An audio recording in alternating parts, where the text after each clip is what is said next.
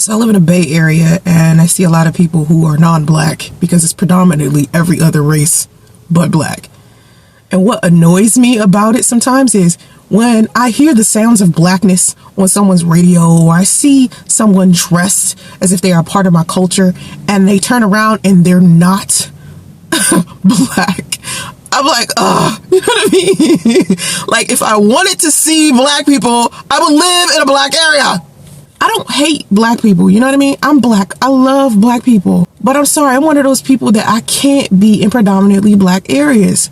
Like, it drives me crazy. And I think it somewhat kind of reminds me of poverty too much. And I've been working so hard to make sure that I raise my kids in a very healthy environment, a very upscale environment. And so when I go to predominantly black areas, it reminds me so much of poverty that I literally get anxiety because I remember the negative experiences I had living in the hood.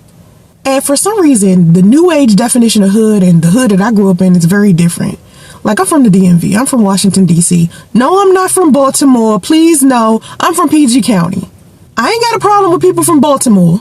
I'm just not from Baltimore. And when I first moved to Atlanta in like 2000, and people used to be like, where you from? I used to be like, Maryland. They used to be like, yo, you from Baltimore? No, I'm not from Baltimore. I'm from the other side of Maryland. So I learned my lesson after a year of having to explain that.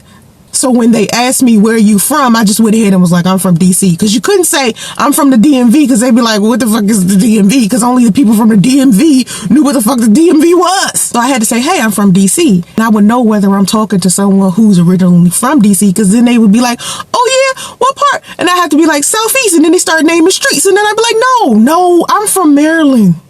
Oxon Hill, Temple Hills, PG County. And then they were like, oh, and I'm like, yeah. I didn't grow up in like the projects or nothing like that. It wasn't as bad as it could have been. But even living in Atlanta and Stone Mountain and in Decatur, it was just difficult. It was just like a lot of arguing, a lot of drugs, a lot of alcohol. I just don't want that. And I'm reminded of it every time someone who is not a part of the African American culture decides that they want to put it on just for the day or whatever. And it bothers me. Like if I see a group of Indian guys or a group of white guys and they're all like dressed like black guys and listening to all of this rap music and all this stuff, I just be like, it bugs me. But then I started thinking about like, what exactly is white culture? I remember when I was younger, when people had a specific type of vernacular, people would make fun of them and say that they acted white or they spoke white. And it was really just that they were educated people. It wasn't really, that they were behaving like white people. So when I think about it, when I think about like capitalism, or I think about me straightening my hair, or I think about a lot of things that aren't a part of my culture, just something as simple as like financial literacy. I'm just like, oh my God, like, is being an African American part of you trying to be a white person?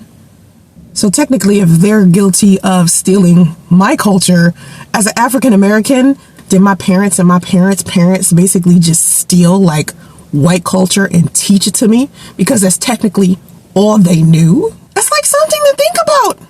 Like all of this time, I'm like the capitalism, all of the things that, the education, everything. Is that all like white people shit? I don't know. Could just be overthinking it.